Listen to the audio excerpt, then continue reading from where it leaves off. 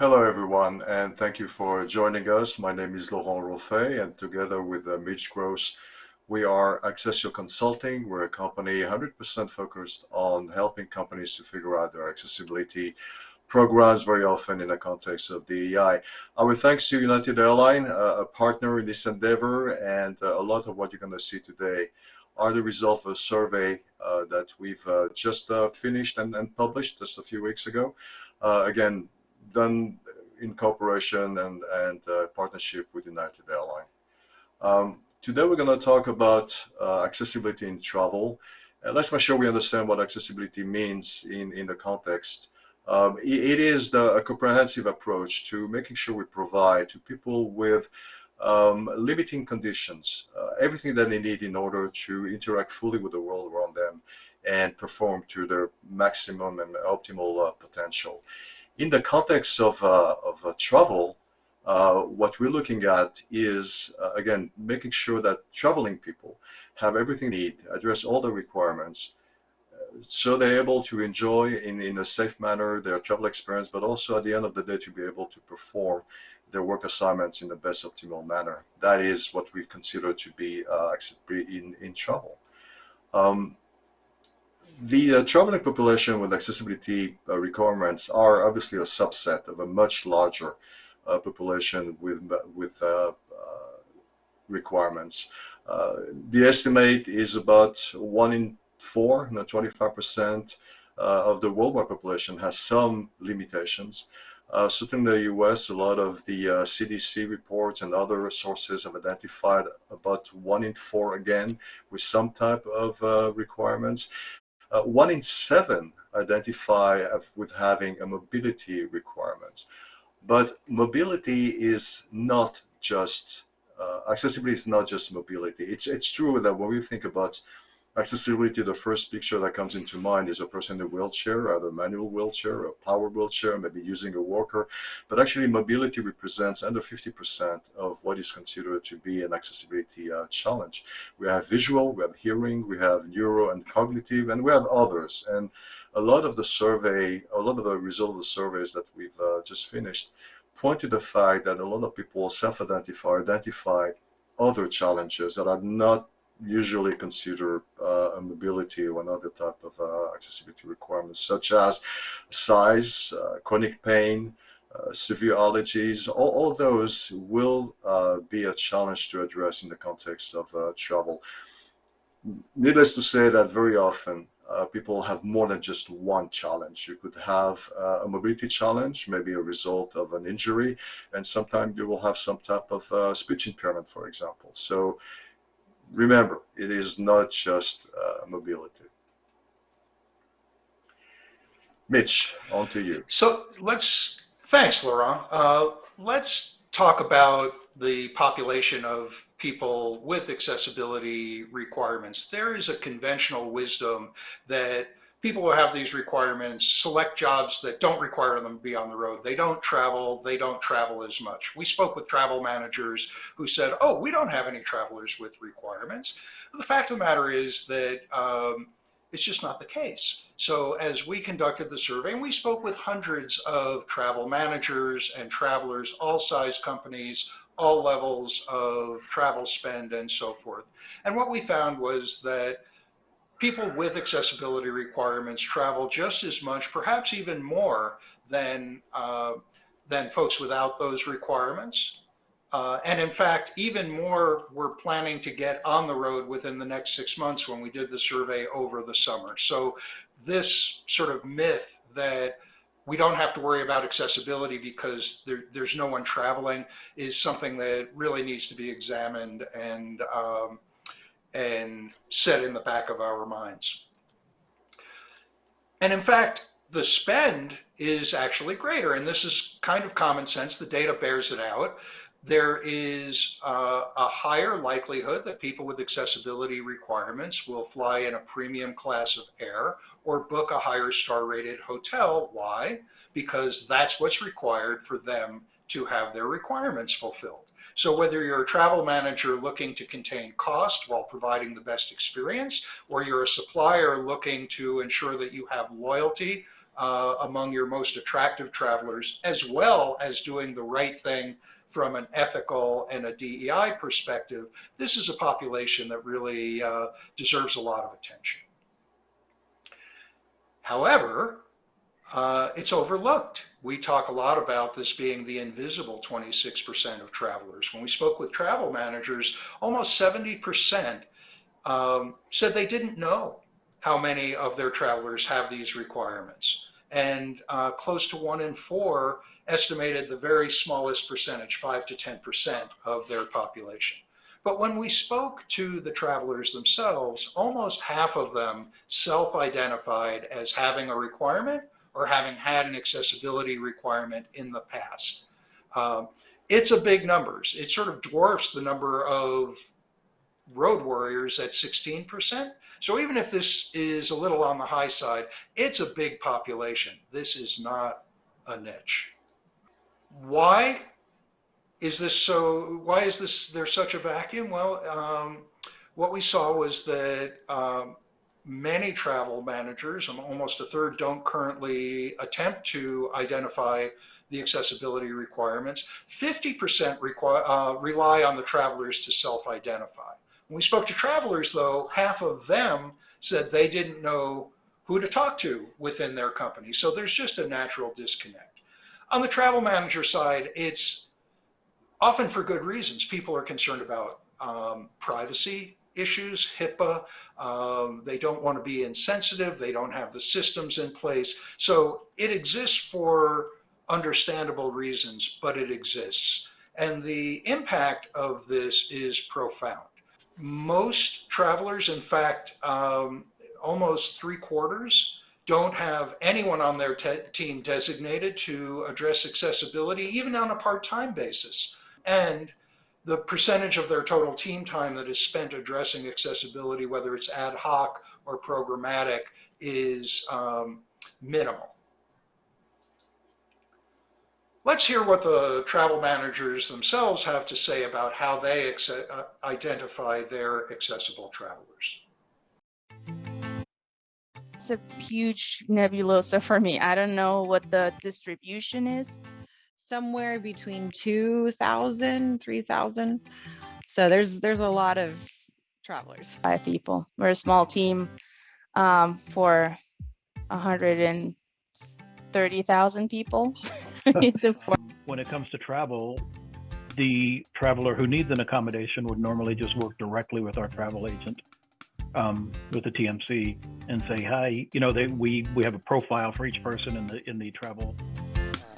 You have to go through this process of submitting documentation through your department. Then it goes to the medical team, respond back to a representative in Arson, who then makes recommendation for that person. Well, so the thing is we don't have a systematic way. I try to make myself as open and friendly as humanly possible within our programs, within our communications platform. Lawyers tend to be very direct with their feedback. So I will either, if they don't get me directly, I will get an email from the office manager where they happen to be. I'll be honest with you, I don't think we've done a great job at deep diving into the data. Now with the survey, I think there's an opportunity to go connect with them, understand what type of travelers we have. Or maybe they're not even traveling because of the fact that we don't have the infrastructure. And as you heard from the few travel managers that we just saw on the screen, there is a fair amount of frustration about not being able to address the needs of their workforce. That goes directly, and again, this is from our survey, that goes directly to the assessment of the satisfaction of the travelers with mobility, with accessibility requirement, with their programs within the company, but also how do they feel valued and appreciated as a member of a team working with a company. As you see from the screen, and that was kind of stunning to see, almost 20% gap between satisfaction, between feeling valued in a company, between people with accessibility requirements and people without accessibility requirement. This is a very large gap. And the onus is definitely on the travel managers and the company to make sure they close the gap. The good news, and that was a bad news. Now the good news is that within the company, at the level of travel managers and up, HR, DEI initiative, and so forth, we see that over 50%, 52% to be precise, embrace accessibility. Either they're already doing it to a certain level or they have plans to do it. It's just a question of making sure to prioritize accessibility within the context of the overall efforts that the company is entertaining.